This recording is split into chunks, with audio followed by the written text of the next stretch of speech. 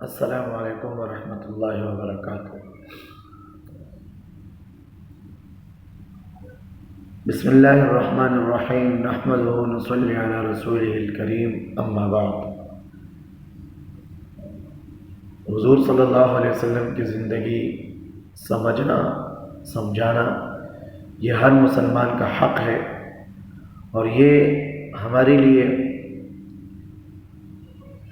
جسم کی ضروریات، کھانا پینا سونا، یہ ان سے بھی زیادہ ضروری ہے۔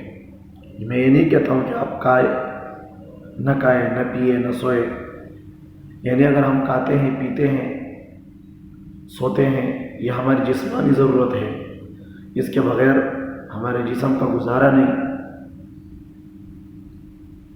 اسی طرح حضور کی زندگی، اسلام کی تعلیمات، آپ کی سیرت، اس کے بغیر ہماری روح یہ صرف ڈھانچہ ہوتا ہے، روح نہیں ہوتی۔ تو جس طرح ہم اپنے جسم کو بنانے کے لیے ظاہری چیزوں کو استعمال کرتے ہیں، تو حقیقی روح کو بنانے کے لیے حضور کی زندگی کو سیکھنا ہے، اس پہ عمل کرنا ہے۔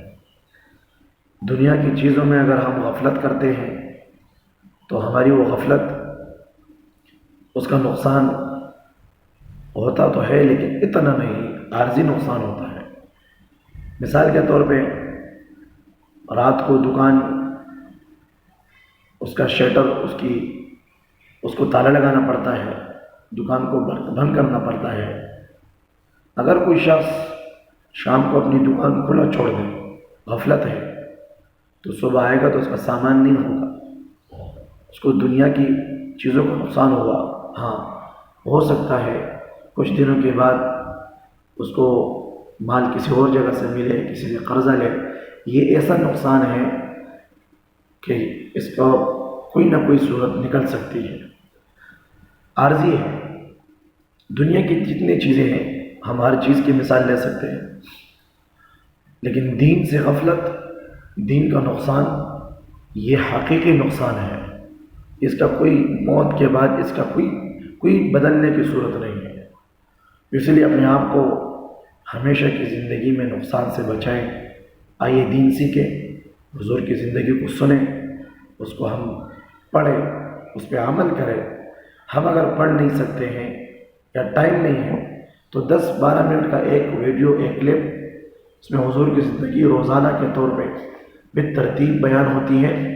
شاید اس طرح کی ترتیب آسانی سے مل بھی نہ سکے جو میرے اور ہمارے ساتھیوں نے ترتیب دی ہے کہ ہم ایک سیرت کے عنوان پر چینل بنائیں، جس میں حضور کی زندگی ولادت سے لے کر وفات تک پوری بیان ہو ترتیب کے ساتھ، تاکہ ہر مسلمان کو یہ پتہ ہو میرے نبی پیدا کب ہوئے، میرے نبی نے بچپن میں کیسی زندگی گزاری، جوانی سے پہلے، بالغ ہونے سے پہلے، شادی سے پہلے، شادی کے بعد، اسی طرح نبوت سے پہلے، نبوت کے بعد، ہجرت سے پہلے، ہجرت کے بعد، آپ کی زندگی دوستوں کے ساتھ، دشمنوں کے ساتھ، رشتہ داروں کے ساتھ، ساتھیوں کے ساتھ کس طرح تھی، یہ جاننا ہر مسلمان کے لیے ضروری ہے۔ یہ ہمارے ایمان کا حصہ ہے، ہمارے اسلام کا حصہ ہے۔ کامل مومن بننے کے لیے حضور کی زندگی کو سیکھنا، اس پہ عمل کرنا، یہ بہت ہی اشد ضرورت ہے، یہ ہمارے لیے بے انتہا ضرورت ہے۔ تو یہ ضرورت کے طور پہ ہم اس کو سنیں، اس کو آگے پہنچائیں۔ تو حضور کی زندگی کا سننا سنانا یہ ہر مسلمان کا فریضہ ہے۔ حضور صلی اللہ علیہ وسلم نے ارشاد فرمایا، لا یؤمن احدکم حتی اکون احب الیہ من والدہ وولدہ والناس اجمعین، او کما قال النبی صلی اللہ علیہ وسلم۔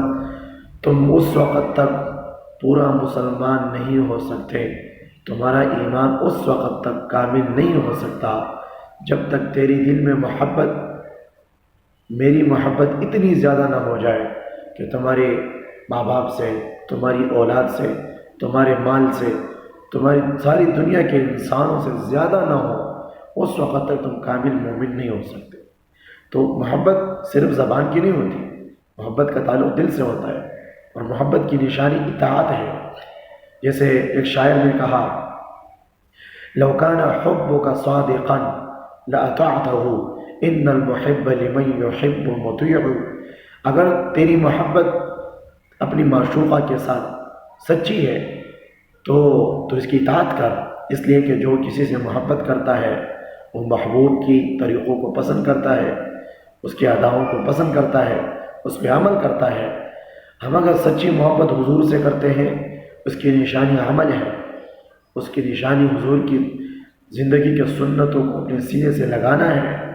ظاہری طور پہ بھی اس کی قدر، اس کا ادب، اور عملی طور پہ بھی اس پہ ہم عمل پیرا ہو، تو یوں سمجھ لو پھر ہماری محبت حضور سے حقیقی ہوگی.